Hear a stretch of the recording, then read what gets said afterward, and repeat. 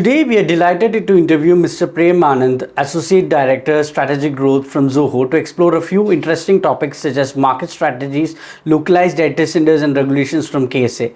Prem, welcome to the interview. Thank you. Prem, just to start there, let me ask you how Zoho has been helping businesses, to both large and small, to drive their business growth in the region.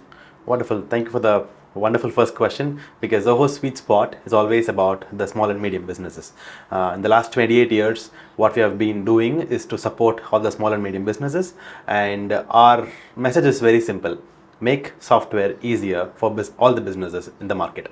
Right. So especially when it comes to small and medium businesses, they struggle on what software to use, because the first and foremost step is to make sure the business runs well.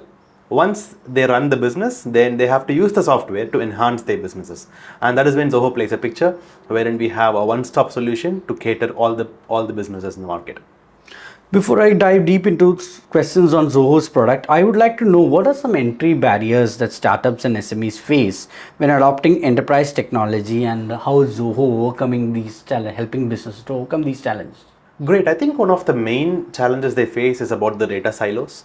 When all the startups, when they start a business, or even a small and medium businesses, they will have data separated in multiple different softwares.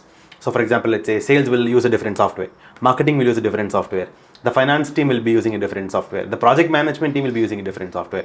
So all their data will be sitting in different buckets. So data silos is a very big challenge in the market, and I think in the last 3 to 5 years, people are talking more about the data silos and to unify everything together, and that is what Zoho is doing. So we launched a platform called Zoho One, wherein it is a unification of all the platforms together, and all the verticals together, all the departments together. That solves a major issue in the market, wherein in one platform all the departments are working together, irrespective of the size of the businesses. Then it's easy for them to use, easy to adapt, easy to scale their businesses. So this applies to both small and large enterprises. Absolutely, yeah. It's a very easy to use product. So irrespective of however the size of the business is, then they can use Zoho One.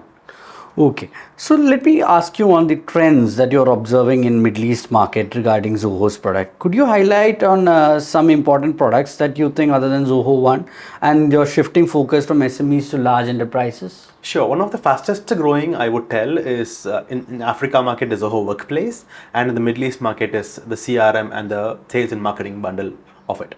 The reason why is in Africa we have a different pricing altogether for Zoho. We have a Africa pricing, and also the advantage of the market is they can pay currency, they can pay Zoho on their local currency. And we are seeing a very big uptick because we care for them, and the moment we decentralized everybody in 2018 and starting up multiple different offices, one of the main focus is to localize everything, which means that localization of products, localization of collecting the money, collecting the payments, and also which talks in the same thing in support in local resources what we have. So I think that plays a very major role, and Workplace in Africa, and CRM and sales and marketing bundles. And one of the big ticks we are seeing is Zoho Creator. Because it is a low-code, no-code platform, people who don't want to use anything asset product, they can use their own, they can create their own applications using Zoho Creator. So we are also seeing a very big, uptick in Zoho Creator in the recent times. So those are the new products that you have been addressing in this market, right? Yeah, it's not a new product, but it is the product which we are seeing uptick in the market. So we have launched a new features. We have provided the new versions of the products. So we are constantly improving all the products, and even in the recent times we completely changed from RTL, like right to left. They can do if Arabic people wanted to learn and see the product in Arabic, they can do. Even the editor we have in right to left, for example, not only they see in Arabic, but if they click on it, if they want to type something, it can be in Arabic as well. Okay, cool. So let me ask you about, you spoke about localization. Prem, could you explain the importance of having localized data centers, and also discuss the compliance and regulations in KSA? You opened up a new data center in KSA lately, right? Yeah. Yes. So yes, this is one of the biggest milestones what we did in KSA, because Saudi Arabia is one of the fastest growing market for Zoho Middle East and Africa.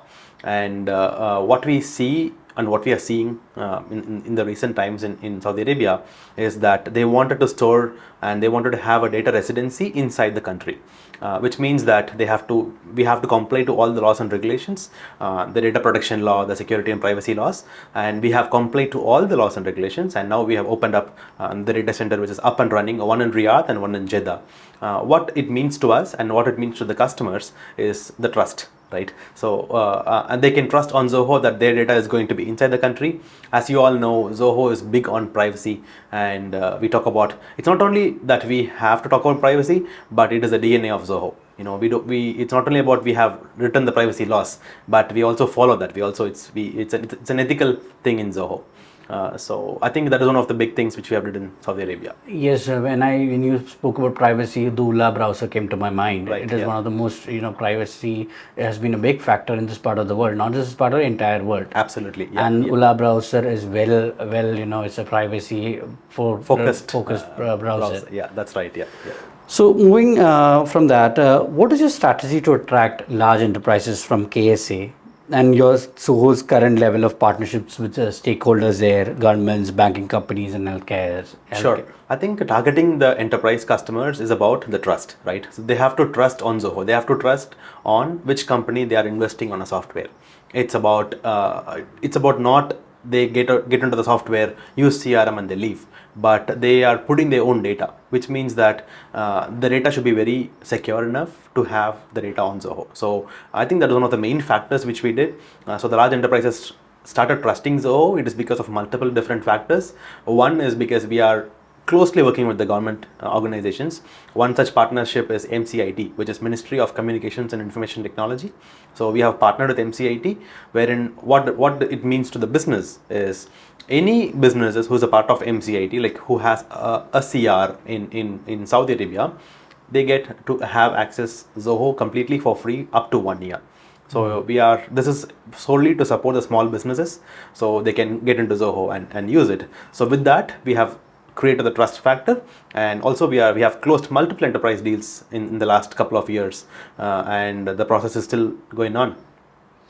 When you talk about partnership with government, this came to my mind. Zoho had a partnership with Dubai Economic and Tourism, right? Yeah. You started in 2020. Absolutely. Can you explore a bit on that partnership that you've been doing? Sure. It's one of the biggest partnership, I would tell, in Zoho Middle East and Africa.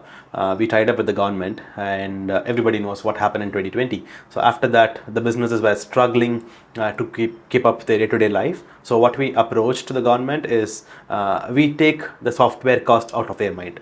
At least a few things what we can do to businesses who's struggling. So after what happened in 2020, the COVID hit, and so every business who's coming into Dubai, who's a part of Dubai Economy and Tourism, there is the first thing which they have to do. They have to start a business in Dubai. They have to get a trade license. The moment they get the trade license, they get to have Zoho completely for free up to 1 year. And a great gesture from the government is they were kind enough to put our QR code on the trade license. So we can walk into the streets of Dubai, we can see Zoho everywhere. Yeah. You can see Zoho everywhere. Well, that's true. When you walk in the streets of Dubai, Zoho is everywhere, I must say that. Yeah. So Zoho's approach in other markets, can you explain how you approach Qatar, Lebanon, Israel, and other parts of Africa? Sure. So when we decentralized and we had the thought of doing a transnational localism, when Sridhar was talking about transnational localism, we came into Middle East and Africa. Our first office was in Dubai. So what we did is we slowly explored the other markets in Middle East and Africa, and we started having our footprints in those countries. So we have a footprints now in Qatar, we have in Israel, we have in Jordan, we have in Lebanon. So all these countries are major markets for us, and we always see a pull from the market. That is the advantage and beauty of Zoho. The moment we see a pull from the market, we go and we start our operations. It is not the other way around. It is not the push from the market. And as you all know, that Zoho spends the R&D is to marketing is to 3:1 ratio. So we always see what is happening in the market. We put it back to the R&D than doing marketing for Zoho. So all these countries, all these Qatar, Lebanon, Jordan, Israel, we have a huge uptake in the market. We have a huge pull from the market, and we are even localizing everything. We have hired local people. So if people call from those countries, they talk to their own local people. It is not that the call is getting routed to some other parts of the world, and some other a person who don't know the language is speaking to them. So that is one of the biggest advantages what we are doing over there. So localization is an important strategic part of Zoho's this drive in this region. Absolutely. Because localization, the moment we talk about it, it is not only about the people, right? We also translate that to products.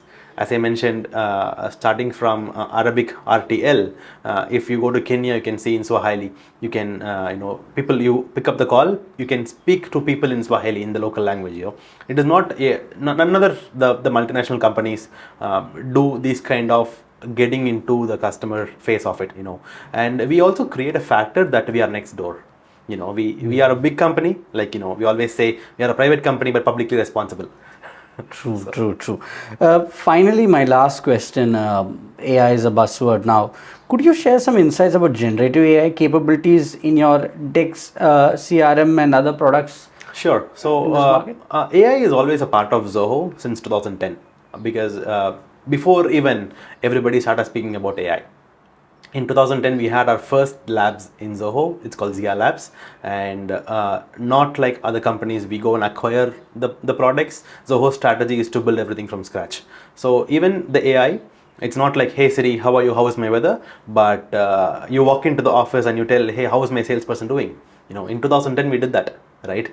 Before even the company started talking about AI. So from that point onwards, in 2010, it's been like 12, 14 years now, and we have been constantly growing in AI, starting from speech recognitions to sentiment analysis. If you send something to about the product to support, the AI captures and it tells how happy or how sad you are, or how unhappy you are, and based on that we have a generative capabilities to do it. And with all these new generative AI, we also have an integration with the top tier generative AIs in the market, and GPTs in the market. We always have an integration. For example, we did one with Zoho Desk, wherein all the ticketings can be directly done via AI. For example, it can, when the moment you express something to the customer support, right, it captures the part of it, it captures the essence of it. Or let's say if you want to type something back, let's say you are a non-IT background and you work for an IT company, right? And if you want to reply the customer back with a proper context, then we have integrated directly with generative AI, with GPTs, and you can just type the keyword, hey, I want to reply the customer with this. It captures from the GPTs and it sends back to the desk. One of the examples what we have done, but we have done huge improvisations in all the products, wherein Zia is playing a major part of it. And not only Zia is a product, when we started Zia was a product, but now Zia is a feature in all the products. So we made sure that Zia is put across all the products and it is used across the world. So AI integrated in almost all products. Absolutely, yeah. Yes. Yeah. Prem, it was a pleasure talking to you. Thank you for joining me. Thank you, Srijit. Thanks for you. wonderful.